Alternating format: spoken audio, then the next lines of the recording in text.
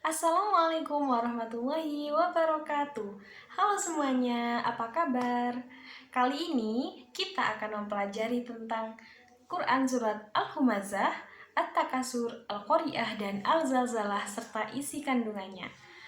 Nah, sebelum mempelajari beberapa surat ini, apakah kalian sudah semangat? Mari kita tepuk semangat dulu. Tepuk semangat. Semangat. Semangat. Yeay. Sebelum itu marilah kita berdoa terlebih dahulu ya anak-anak. Berdoa dimulai. Berdoa selesai. Semoga pembelajaran kita pada kali ini bisa memahamkan kalian semuanya. Sekarang kita akan mempelajari terlebih dahulu tentang surat Al-Humazah. Surat Al-Humazah itu ialah surat yang diturunkan di kota Mekah. Nah, surat Al-Humazah ini terdiri dari 9 ayat. Akan saya bacakan ya, disimak baik-baik. A'udzu billahi minasyaitonir rajim. Bismillahirrahmanirrahim. Wailul likulli humazatil lumazah alladzi jama'a malan wa 'addadah yahsabu anna malan akhladah kalla layumbadanna fil hutamah wa ma adraka mal hutamah narullahil muqadah allati tattali'u alal afidah innaha 'alaihim mu'sadah fi 'amadin mumaddadah. Shadaqallahul alim. Jadi anak-anak, itu tadi bunyi dari surat Al-Humazah yang terdiri dari berapa ayat? 9 ayat. Pinter. Lalu sekarang saya akan cerita tentang asbabun nuzul. Asbabun nuzul itu apa sih? Kenapa surat ini kok bisa diturunkan oleh Allah kepada Rasulullah? Oke? Jadi, surah Al-Humazah itu diturunkan berkaitan dengan Ubay bin Khalaf, seorang sahabat, seorang tokoh Quraisy yang kaya raya. Kenapa tadi saya bilang sahabat? Sahabat itu adalah orang yang mengetahui Rasulullah ketika hidup. Meskipun dia adalah orang Quraisy yang kaya raya. Ya, ia selalu mengejek Nabi Muhammad Shallallahu Alaihi Wasallam. Allahumma sholli wa sallim wa barik alaih, ya, dengan kekayaannya. Demikian diriwayatkan oleh Ibnu Abi Hatim yang bersumber dari Utsman ibnu Umar. Jadi tadi itu sumbernya dari Utsman bin ibnu Umar. Oke, karena tentang sumber dari Utsman ibnu Umar. Jadi tadi itu sumbernya dari Utsman bin ibnu Umar. Oke, karena tentang ada seorang kafir Quraisy yang kaya raya yang selalu menyombongkan hartanya. Begitu. Sekarang kita ulas satu persatu tentang arti atau makna dari surat Al-Humazah. Untuk ayat yang kedua itu masih berkaitan dengan ancaman Allah. Ayat pertama, ayat kedua itu ancaman Allah terhadap orang-orang kafir, anak-anak, teman-teman, semuanya yang melihat video ini. Jadi tentang orang kafir yang mengejek, yang mengumpat tentang keadaan Nabi Muhammad yang sangat sederhana. Nabi kan orangnya sangat sederhana, jadi diejek sama orang-orang kafir itu. Itu sebabnya mereka mengumpulkan hartanya sehingga mereka berlipat-lipat hartanya dari Nabi. Mereka sangat kaya raya, mereka mementingkan dunia dan hanya bahkan mereka itu mengejek-ejek Nabi. Padahal dunia kan hanya sementara, ya kan? Lalu ayat yang ketiga itu Allah menjelaskan bahwa orang kafir itu menganggap harta yang mereka miliki itu dapat membawa mereka kesenangan yang abadi. Padahal tidak sama sekali, ya kan? Ayat yang keempat, Allah menjelaskan bahwa semua anggapan orang kafir itu salah kaprah. Allah berfirman, sekali-kali tidak, pasti dia akan dilemparkan ke neraka hutomah. Begitu. Jadi neraka di sini yang disebutkan neraka Hutoma untuk orang-orang yang sombong, anak-anak teman-teman semuanya. Ayat kelima sampai ayat ketujuh menjelaskan bahwa bagaimana Hutomah neraka tadi yang akan mereka rasakan gitu. Lalu ayat 8 dan ayat 9 menjelaskan tentang keadaan mereka ketika mereka berada di dalam neraka Hutomah. Sangat mengerikan. Orang yang sudah masuk ke dalamnya, ke dalam neraka Hutomah itu tidak mampu melarikan diri sama sekali. Sangat mengerikan. Ya, jadi mereka semuanya diikat pada tiang-tiang panjang. Jika sudah demikian, hanya penyesalan yang mereka rasakan. Na'udzubillah min dzalik. Jadi yang bisa kita simpulkan, teman-teman, adik-adik yang melihat video ini, kita tidak boleh menjadi orang yang sombong, orang yang mencela orang lain, karena harta itu yang ada di dunia hanya sementara. Oke? Selanjutnya, kita akan mempelajari tentang surat At-Takasur. Nah, surat At-Takasur itu ialah surat Makkiyah. Dari tadi kita membahas tentang surat Makkiyah. Nah, kalian tahu nggak apa sih surat Makkiyah itu? Jadi, anak-anak, teman-teman yang melihat video ini, surat Makkiyah itu ialah surat yang diturunkan ketika Nabi sebelum hijrah. Tapi lebih tepatnya, surat Makkiyah itu adalah surat yang turun di Mekah. Tahu nggak sih apa ciri-ciri dari surat Makkiyah itu? Untuk ciri-ciri dari surat Makkiyah itu, biasanya arti dari surat Makkiyah, arti dari ayat-ayat yang ada di surat Makkiyah itu maknanya dalam, seperti cenderung lebih puitis, bahasanya lebih tinggi. Lalu di sana banyak makna-makna tersembunyi. Lalu di ayat-ayatnya terkandung beberapa ayat yang hampir sama. Jadi seperti ada intonasinya sendiri gitu. Lalu ada huruf-huruf sumpah, huruf kosam. Huruf kosam itu ialah huruf sumpah. Dan ada juga yang lebih mudah untuk kita pelajari, ayat dari surat Makkiyah itu biasanya pendek-pendek. Sekarang kita akan bacakan tentang surat At-Takasur. Surat At-Takasur itu surat Makkiyah. Nah, begini bunyinya. A'udzu billahi minasyaitonir rajim. Bismillahirrahmanirrahim. Alhaakumut takatsur hatta zurtumul maqabir. Kalla sawfa ta'lamun. ثم كلا سوف تعلمون كلا لو تعلمون علم اليقين لترون الجحيم ثم لترونها عين اليقين ثم لتسألن يومئذ عن النعيم صدق الله العظيم. Surat At-Takasur terdiri dari 8 ayat.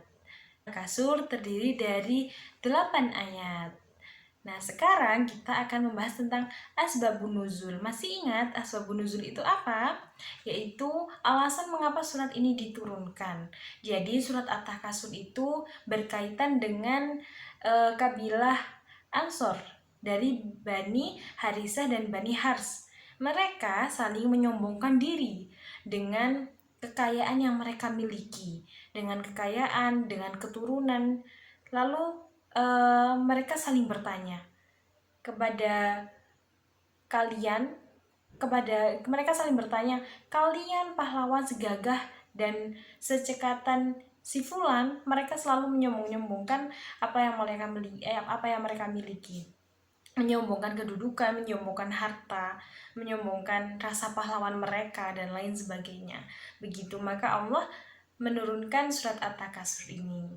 Sekarang teman-teman, anak-anak yang menonton video ini, sedikit penjelasan setiap ayat dari surat At-Takasur. Ayat 1 dan 2 menjelaskan bermegah-megahan telah melalaikan kamu sampai kamu masuk ke dalam kubur. Nah, ayat ini memberi gambaran kepada orang-orang yang beriman bahwa kebanyakan manusia mendambakan dan membanggakan kemewahan yang mereka miliki di dunia. Nah, sifat ini berlangsung hingga kematian menghampiri mereka gitu. Naudzubillah min dzalik. Lalu ayat yang ketiga sampai dengan ayat yang kelima merupakan bantahan terhadap anggapan orang yang bermegah-megahan. Begitu, mereka akan menerima balasan terhadap apa yang sudah mereka perbuat. Lalu ayat ke-6 sampai dengan ayat ke-8 menjelaskan balasan yang mereka dapat. Mereka akan langsung melihat neraka jahanam.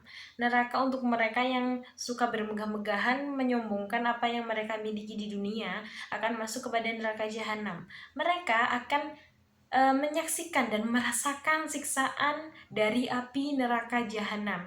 Saat itu mereka akan bertanya tentang kemegahan yang telah dibanggakan. Namun sayangnya semua itu hanyalah tinggal penyesalan saja. Jadi kita harus bisa mengontrol diri kita agar bisa memanage waktunya kita beribadah, waktunya kita mencari tentang dunia. Niscaya dunia itu hanya untuk bekal kita menuju akhirat. Sebelumnya kalian telah mempelajari tentang surah Al-Humazah dan surah At-Takasur. Sekarang kita akan mempelajari surah Al-Qari'ah.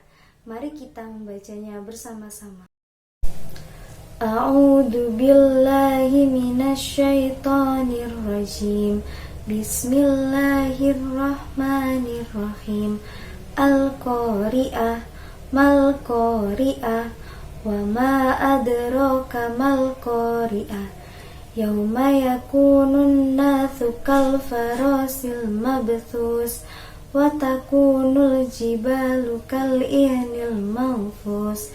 Fa amma man thaqulat mawazinuhu fahuwa fi 'ishatir radiyah wa amma man khafat mawazinuhu fa ummuhu hawiyah wa ma adraka ma hiya narun hamiyah. Arti dari surah Al-Qari'ah: hari kiamat. Apakah hari kiamat itu? Tahukah kamu apakah hari kiamat? Yaitu hari di mana seluruh manusia seperti anai-anai yang berhamburan, dan gunung-gunung menjadi seperti bulu yang dihambur-hamburkan. Dan adapun orang yang berat timbangan kebaikannya, maka ia dalam kehidupan yang memuaskan. Dan adapun orang-orang yang ringan timbangan kebaikannya, maka tempat kembalinya adalah neraka hawiyah. Dan tahukah kamu apakah neraka hawiyah itu? Yaitu api yang sangat panas. Surah Al-Qari'ah merupakan surat yang menjelaskan mengenai hari kiamat, timbangan amal manusia, dan neraka hawiyah. Surat Al-Qari'ah merupakan surat ke-101 dalam Al-Quran yang terdiri dari 11 ayat dan diturunkan di kota Mekah setelah surat Al-Quraish. Isi kandungan surat Al-Qari'ah pada ayat 1-3 berisi mengenai peringatan akan datangnya hari kiamat dan pertanyaan apakah hari kiamat itu. Pada ayat ke-4 sampai ke-5 menjelaskan mengenai peristiwa pada hari kiamat, di mana manusia digambarkan sebagai anai-anai yang berhamburan. Anai-anai di sini seperti kata laron-laron yang berhamburan. Jadi manusia berlari ketakutan tanpa tahu arah. Sedangkan kata gunung menjadi seperti bulu yang dihambur-hamburkan. Berarti gunung memiliki materi yang berat. Dan gunung tersebut diibaratkan sebagai bulu-bulu yang bertaburan, dan dapat dibayangkan betapa dahsyatnya peristiwa ketika hari kiamat sehingga manusia akan kebingungan. Pada ayat ke-6 sampai ke-9 menjelaskan adanya dua golongan manusia, yaitu orang-orang yang memiliki timbangan kebaikan yang lebih berat dan orang-orang yang memiliki timbangan kebaikan ringan. Setelah hari kiamat akan ada yang dinamakan Yaumul Ba'ats, yaitu hari di mana manusia akan dibangkitkan dari kubur mereka.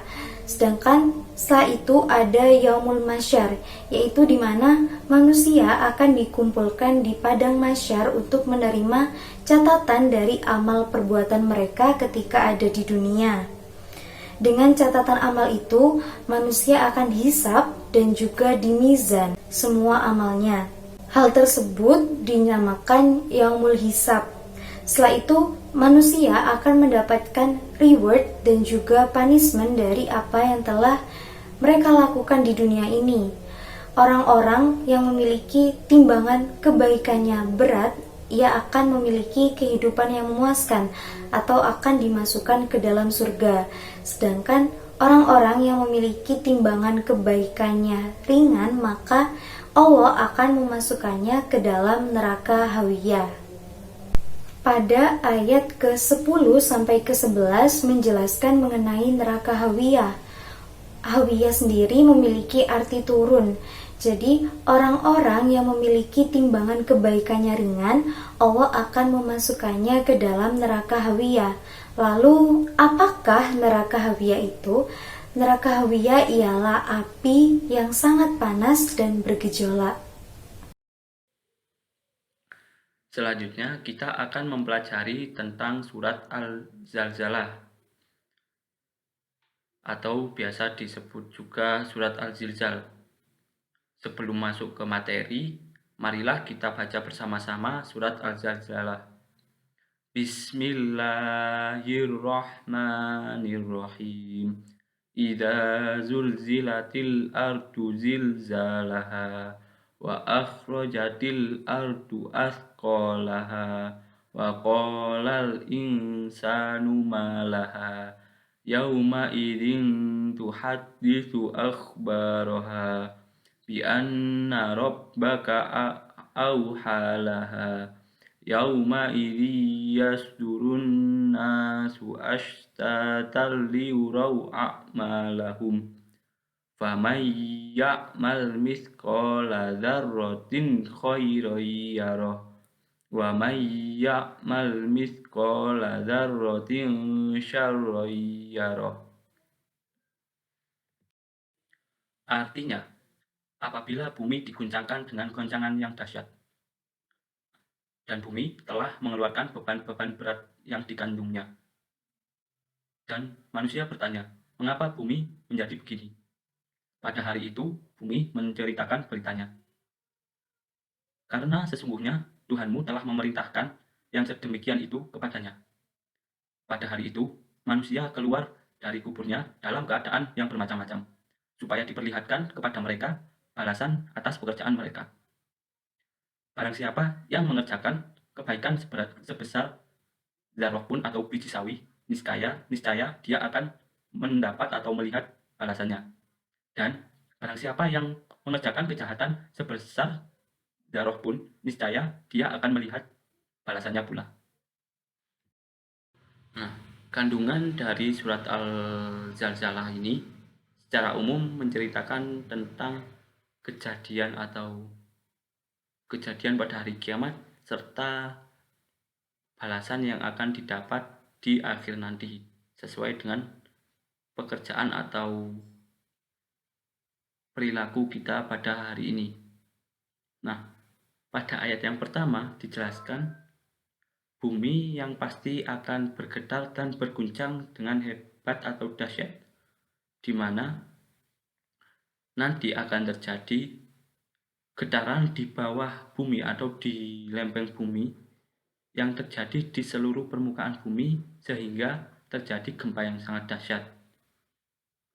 Kemudian pada ayat yang kedua, ketika bumi bergetar dan berguncang dengan hebat dan dahsyat, bumi ini mengeluarkan atau memuntahkan isi yang ada di dalamnya. Contohnya seperti jasad manusia, jasad hewan, ataupun makhluk hidup yang terdapat di bumi, dan bahkan tambang yang dicari-cari manusia selama ini nantinya akan dikeluarkan oleh bumi ketika hari kiamat terjadi, sehingga bumi menjadi ringan atas beban yang selama ini dikandung atau beban yang ada di dalam bumi selama ini. Kemudian pada ayat yang ketiga, manusia keheranan atau manusia ini terheran-heran sehingga manusia bertanya-tanya atas kejadian pada hari itu, yang mana berbeda pada hari sebelumnya. Pada hari sebelumnya manusia terlihat nyaman pada kehidupan sehari-hari, namun pada saat itu bumi menjadi berbeda. Terjadi adanya kejadian yang bumi yang berguncang hebat dan mengeluarkan isi yang ada di dalamnya. Kemudian pada ayat keempat, bumi menceritakan berita atau apa saja yang mungkin yang bumi menyaksikan pada saat-saat selama ini. Nah, pada ayat kelima ini dijelaskan bumi mungkin dapat menjadi pertanyaan, kenapa bumi bisa berbicara? Nah, pada ayat yang kelima ini, bumi telah mendapat perintah atau sudah diizinkan oleh Allah Subhanahu wa taala untuk berbicara. Nah, maka bumi pun berbicara karena sudah diperintahkan oleh Allah Subhanahu wa taala. Pada ayat yang ke-6, setelah kejadian-kejadian kiamat, ayat ke-6 sampai ayat ke-8 ini menceritakan tentang manusia setelah dibangkitkan di hari kiamat. Nah, yang pertama, manusia pada ayat ke-6 ini manusia dikumpulkan setelah dari tempat penghisapan dalam keadaan yang bercerai-cerai dan bermacam-macam. Nah, manusia ini pada saat itu atau pada nanti ini tidak akan memperdulikan sekitarnya, akan berfokus pada dirinya sendiri. Walaupun masih ada hubungan darah ataupun ada temannya atau ada sahabat, tapi dia tetap mementingkan diri sendiri. Nah, kemudian dia juga manusia ini kembali dengan wujud yang bermacam-macam. Ada yang berupa hewan, manusia, atau campuran hewan dan manusia. Kemudian pada ayat yang ke-7 dan ke-8 ini, Allah menceritakan atau dijelaskan pada ayat 7 dan 8 ini tentang balasan yang akan didapat atau takaran untuk mendapat ganjaran atau atas perbuatan manusia. Nah, di sini takarannya untuk mendapat ganjaran ini sebesar biji zarah. Biji zarah ini biasanya atau kebanyakan diartikan itu sebagai biji sawi. Namun beberapa pendapat lain mengartikan biji zarah ini atau zarah ini diartikan sebagai butiran debu. Nah,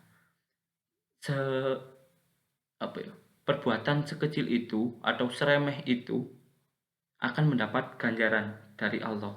Jika perbuatan yang sebesar zarah itu berupa kebaikan, maka akan diganjar pahala. Nah, atau diganjar kebaikan juga. Namun apabila perbuatan sebesar biji zarah itu berupa keburukan, maka akan mendapat balasan yang buruk juga, seperti itu. Nah, kemudian setelah mempelajari surat-surat yang ada di Al-Quran, coba sebutkan tadi apa? Surat Al-Humazah, At-Takatsur, Al-Qari'ah, dan Al-Zalzalah. Kita dapat menerapkan atau kita dapat menambah keimanan kita semua, sehingga kita dapat menjadi abdi atau hamba yang tetap menuju ke jalan yang kebenaran kepada Allah Subhanahu wa taala. Nah, nantinya juga semoga kita terhindar dari segala macam kemaksiatan atau keburukan yang akan menimpa kita. Sebelum diakhiri, jika kalian ada pertanyaan, silakan ditanyakan. Dan marilah kita baca doa bersama-sama. Bismillahirrahmanirrahim. Subhanakallahumma wa bihamdika asyhadu an la ilaha illa anta astaghfiruka wa atubu ilaik. Assalamualaikum warahmatullahi wabarakatuh.